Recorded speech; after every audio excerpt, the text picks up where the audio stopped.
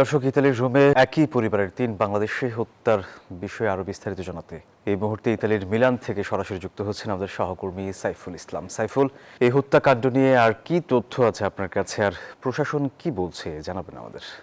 ইউরোপের প্রবাসী বাংলাদেশেরা গত শুক্রবার রাতে কিন্তু রোমের একটি বাসা থেকে তাদের ৩ জনের অর্থাৎ স্বামী স্ত্রী এবং তাদের ৫ বছর বয়সী কন্যা সন্তানের মৃতদেহ উদ্ধার করা হয় এবং সেখানে কিন্তু গুরুতর আহত অবস্থায় ছিলেন তার ১৮ বছরের সেই পুত্র সন্তান। তবে তিনি বর্তমানে চিকিৎসা শেষে আশঙ্কামুক্ত রয়েছেন।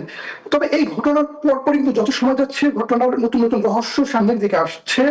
কিন্তু দূতাবাস এবং স্থানীয় যে কমিউনিটি প্রবাসী বাংলাদেশে রয়েছেন তাদের সাথে প্রতি সপ্তাহে সর্বোচ্চবার বিকাশ পেমেন্টে ৫০ জন হবেন পেমেন্ট চ্যাম্পিয়ন। জিতে নিন টিভি সহ আকর্ষণীয় সব প্রাইজ। যোগাযোগ করেছি এবং কথা বলেছি। এছাড়াও আজকে দুপুর নাগাদ কিন্তু স্থানীয় সময় ইতালির দুপুর নাগাদ যে স্টেট পুলিশ রয়েছে, স্টেট পুলিশ কিন্তু তাদের নির্ধারিত যে ওয়েবসাইট, সেই ওয়েবসাইটে একজন বাংলাদেশি শাহাদাত হোসেন নামে এক বাংলাদেশির ছবি প্রকাশ করে তাকে প্রধান সন্দেহভাজন আসামি হিসেবে আখ্যায়িত করেছে এবং তাকে গ্রেপ্তারের জন্য যত ধরনের প্রচেষ্টা আছে তারা সেটি চালিয়ে যাচ্ছেন বলে তারা কিন্তু প্রকাশ করেছেন। তবে এই শাহাদাতকে কিন্তু যতটুকু খবর পেয়েছে যে শাহাদাত কিন্তু নিহত যে যাদের খুন করেছে সেই পরিবারের একজন আত্মীয় বা তাদের খুব কাছেরই কেউ হবে। এছাড়াও কিন্তু আমরা পরিবারের কাছ থেকে একটি পরকীয়ার ঘটনা বা একটি নারী সংগঠিত বিষয় বলে আমরা জানতে পেরেছি।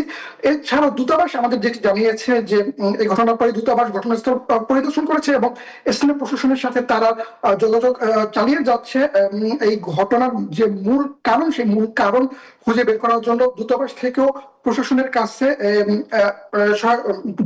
প্রশাসনের কাছে অনুরোধ করা হয়েছে এবং মরদেহ তারা কি করতে চায়, পরিবারের লোকজন মরদেহ কি করতে চায় এই তার পরিবারের সিদ্ধান্ত অনুযায়ী, বাংলাদেশে থাকা পরিবারের সিদ্ধান্ত অনুযায়ী সিদ্ধান্ত নেওয়া হবে বা দূতাবাস মরদেহ বাংলাদেশে পাঠাবে কিনা সে বিষয়ে সিদ্ধান্ত নেবে। তো এই ছিল আমার কাছে সর্বশেষ সহায়। সাইফুল, আপনাকে ধন্যবাদ।